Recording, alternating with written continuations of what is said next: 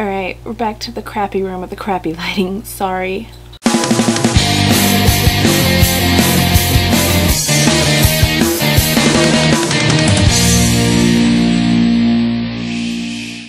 I'm going to attempt to keep my head in this very spot because I don't know if you noticed, but behind me I have like this halo.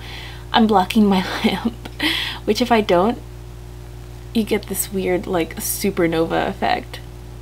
My bad. So anyway, I apologize for not posting last week. I was hanging out with peeps and stayed out way too late. Okay, so this week I'm doing The Graveyard Book by Neil Gaiman. It's the winner of the 2009 Newbery Award. A little trivia fact for those who don't know anything about the handsome Neil Gaiman. He used to live in England because he was British and moved to the United States, which enabled him to win the Newbery.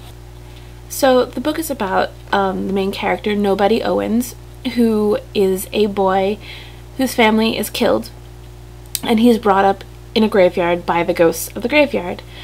I won't tell you anything beyond that because I want you to read it, but immediately I loved Nobody. First of all, his name is awesome, and he was just a very likable character. The other characters were very unique and likable as well, especially Silas, who was my favorite character, and I wish there was just a book on him.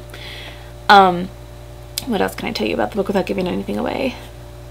Oh, here's something.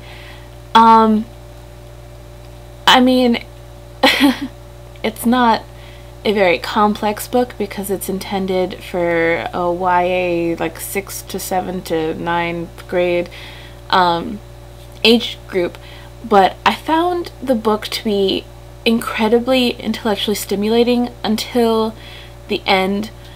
When you find out like who killed his family and everything, it was kind of like, really?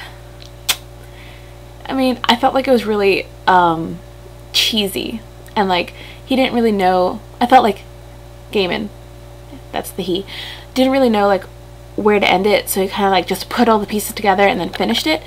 But as for the actual complete ending of the book, like the very last thing that ever happens on the last page or the last sentence, I thought that was really nice. It was a really nice way to end the book. It was a great message to leave people with, and even though it's not exactly what I wanted to happen, because what I wanted was for the book to continue and Silas to just have his own chapter, but it's what needed to happen, and I really respect authors when they don't really please the reader. They stick true to what is supposed to happen. I'm going to try and keep this a short video because I tend to make them really, really long and boring, but I recommend that you read this book. There's nothing wrong with it, so if you have young children in the house, you can read it to them. Older kids should like it. I mean, I'm 21 and I really, really enjoyed the book, so this is really for all ages. Oh, I forgot to tell you guys, also in the book, something I really liked. Watch me not be able to find one.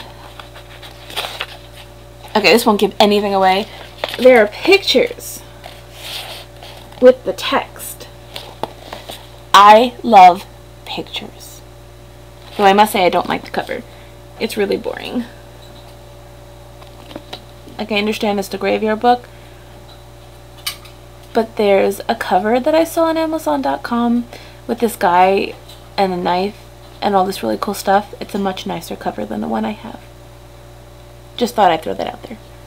In other news, I'm currently reading Dracula because I was going to read The Historian and then decided it would probably be a good idea for me to read Dracula first so I would understand everything.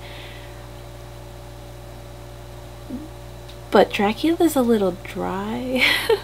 So it's taking me quite a bit to get through it. I'm currently on page like 67.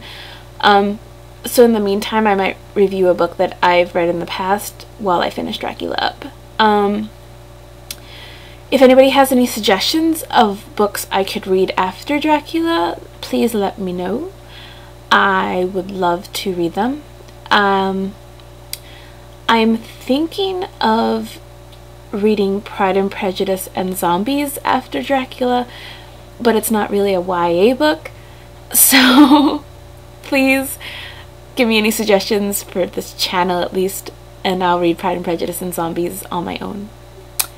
So yeah. Alright, thank you for watching. I'm sorry again that I didn't post last week.